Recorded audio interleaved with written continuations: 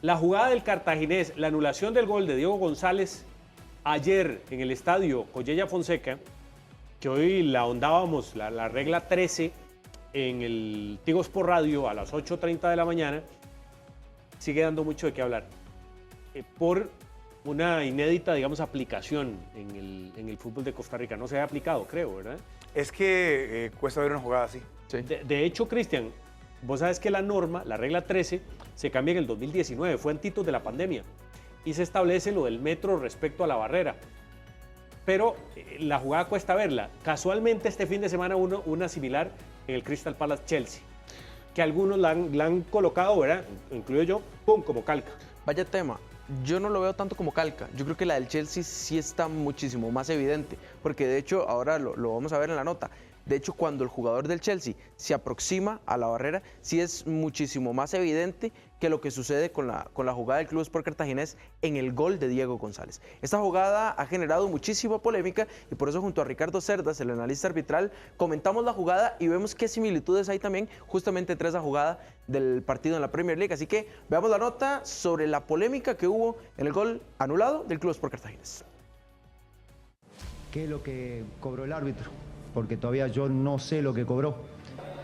Verás que yo desde que estoy en Cartago, ya hace 3 años acá, he entendido que a nadie le conviene que Cartago esté primero, que siempre esté ahí como clasificando, así que he entendido que aquí siempre es todos, no es hacerse la víctima, sino la realidad. Aquí a nadie le conviene que Cartago esté en los primeros puestos. La polémica se desató tras esta acción en el Guadalupe Cartaginés que significaba el 1-0 para el equipo brumoso. Esto fue lo que pasó. Bien, esta es una jugada muy interesante y me parece que hay un alto grado de desconocimiento de las reglas de juego de los equipos. Si bien es cierto, se preocupan mucho por hacer planificaciones en jugadas de bola muerta, pero también debieran de incluir en esa planificación la regla de juego. ¿Por qué? Porque la regla de juego dice lo siguiente: si durante la ejecución de un tiro libre algún jugador del equipo atacante estuviera situado a menos de 1 metro de la barrera formada por 3 o más jugadores del equipo defensor, se considera un tiro libre indirecto. Y esto es lo que sucede en esa acción específica. Hay un jugador del Cartaginés que está ubicado específicamente a menos de 1 metro de la barrera, influye directamente sobre la intervención de un defensor. Entonces tendría que haber hecho gol, porque el jugador nuestro estaba a 1 metro del costado del lado de la barrera. El jugador de Guadalupe se sale de la barrera y Pereira está a 1 metro, no está pegado a la barrera. Y la pelota ya estaba en juego. La regla lo dice: si durante la ejecución de un tiro libre algún jugador del equipo atacante estuviera situado a menos de 1 metro a la barrera, o sea, no está respetando esa distancia, lo que quiere decir la regla, siempre y cuando esta barrera esté formada por 3 o más jugadores, o sea, si son 2, ya no se cumple, para que quedemos claros, si son 2, ya no se cumple, o sea, tiene que estar formada por 3 o más jugadores del equipo defensor, se considera un tiro libre indirecto. Justamente este fin de semana en Inglaterra se dio una acción parecida entre el Chelsea y el Crystal Palace. ¿Qué similitudes hay entre ambas jugadas? En el momento que el jugador va a patear, véalo como este jugador ya se movió hacia la barrera. El balón aún no está en juego. El jugador se movió hacia la barrera. Está irrespetando ese metro de distancia que dice la regla de juego. Por esto se le debe sancionar con un tiro libre indirecto. Entonces, pero es prácticamente lo mismo. Interviene sobre los adversarios, no respeta la distancia reglamentaria, se debe cobrar un tiro libre indirecto. Según el analista Ricardo Cerdas, la acción está correctamente invalidada. Se espera que la comisión de arbitraje revele próximamente los audios de esta y otras polémicas acciones de la jornada.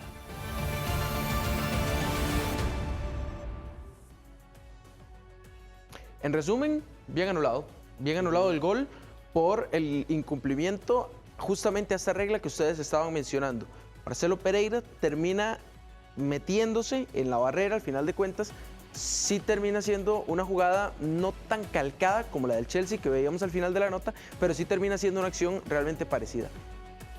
Digamos, vamos a ver, llega un momento en el que antes de ejecutar sí se cumple el metro, pero antes de que el jugador de Cartaginés ponga el taquito para que llegue Diego González a entrar, ahí es donde se mueve la barrera de Cartaginés y ahí es donde se incumple el tema de 1 metro. Entonces, a partir de lo anterior, es como se anula la acción. No hay fuera de juego, no hay falta, simplemente es el incumplimiento al metro que tiene que haber entre la barrera de los defensas y la barrera que se genera por lo general con los delanteros, valga la redundancia. Bueno, muy bien. Clarita, ¿no? Bien anulado. A José Eduardo Mora le habrá quedado claro. Estaba muy fúrico desde la mañana. Sí, está reacio, ¿ah? Sí. Es que le voy a ser muy honesto, yo ayer estaba viendo el partido. Digamos, a primera impresión, según usted ve la jugada, la repetición y lo que analiza el VAR, usted lo ve y usted dice no hay nada. Pero ya si nos ponemos un poco más minuciosos a revisar paso a paso, poniéndole pausa al video, poniéndole pausa a la repetición, viendo cómo se está llevando a cabo la acción de juego y además de eso lo complementamos con las palabras de Ricardo Cerdas, yo creo que ya ahí sí queda un poco más claro de que el gol debió ser bien anulado. Pero si usted ve la jugada a simple vista, y es una jugada bastante finita y bastante complicada inclusive de determinar hasta para el propio árbitro si no tuviera la ayuda del VAR. Reglamentariamente bien anulado, finita también es, uniformidad de criterios espero que se aplique en todas las circunstancias que suceda esto, y después tenés en contrapartida una acción en Liberia que es una roja enorme como el estadio, que el VAR no interviene. Entonces, en una cuestión puntual, de detalle, al fin de cuentas que vale por el reglamento y es bien anulado, tenés un ratito antes de este partido una cosa enorme que no se sancionó. Entonces, de vuelta, si nos circunscribimos solamente a la jugada, perfecto. Ahora, cuando abrís el lente y evaluás la intervención del VAR en esta jornada, en este domingo en particular que pasó, y sobre todo entendiendo que queda como un potencial a revisar si siempre se va a aplicar de la misma manera, ahí quedan algunas todavía cuestiones para conversar. Y también entiendo al protagonista, entiendo a Carevi, que entiendo a los futbolistas del Cartaginés, no tanto en las declaraciones pensando en elucubraciones mucho más profundas, pero sí la calentura de decir, no se entendió qué cobramos. No, la verdad que no se entendió qué cobraron. Incluso ahí se puede hasta una cuestión del árbitro, es una cuestión de entendimiento y de sentido común, explicar un poco, ser pedagógico. Muchacho, venga capitán, lo anulé por esto y esto y esto. Y apaciguar un poco. A veces falta también esa vocación más dialoguista. Sí, que creo algunos lo dijeron, pero como que no la entendieron a profundidad, ¿verdad? La jugada ayer. Porque algunos jugadores del Cartaginés lo mencionaron en la zona mixta, pero como que estaban como bateados, ¿verdad? Claro, y yo entiendo que el futbolista tiene que conocer el reglamento, pero ¿por qué se le anula un gol? Tal vez no está tan claro. Sí. ¿Y por qué no conversar? Y es que voy de vuelta. Pasa mucho, por ejemplo, de si yo llego y vengo saliendo del partido y me enseñan el teléfono, mira, esta fue la jugada que nos anularon, y yo veo 2 veces la repetición, yo digo, no entendí que pitó. O sea, yo creo que hay que ponerse un poco más minuciosos y verlo con lupa, que al final de cuentas yo creo que por ahí es donde va la situación. Algo nada más para cerrar.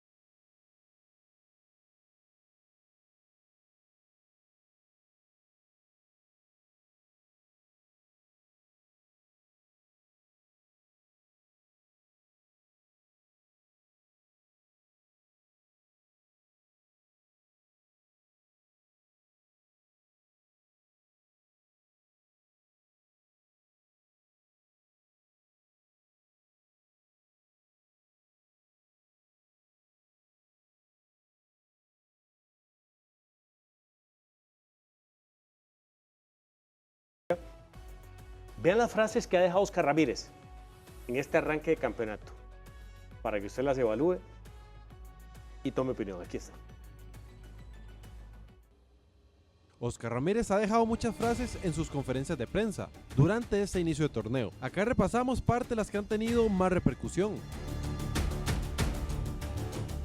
Va a ser un torneo muy táctico, muy de situaciones de cerrojos, de presión alta. Se están dando muchos conceptos importantes que yo creo que ya no solo en los equipos grandes. Si hablemos de los equipos grandes y al final fuimos los últimos en empezar el torneo, la pretemporada, y 8 equipos tenían su recorrido, un afinamiento un poquito mejor, y que no suene excusa, pero también esas cosas en veces hay que pensarlas.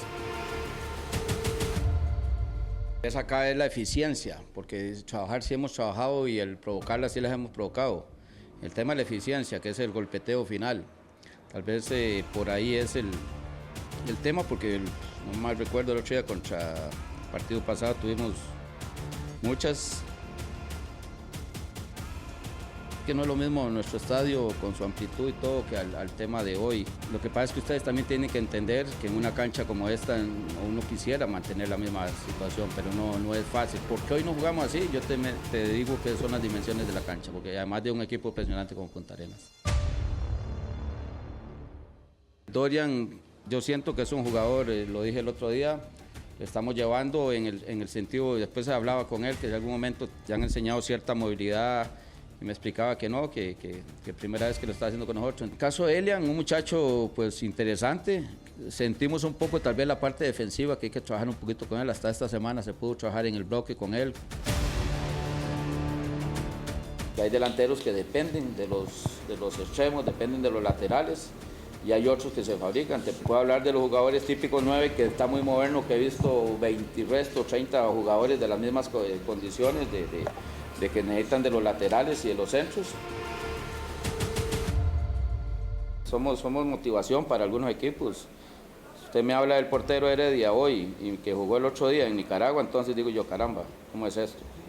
Pero somos motivación y eso hay que entenderlo, y por eso tenemos que exigirnos cada vez más todavía.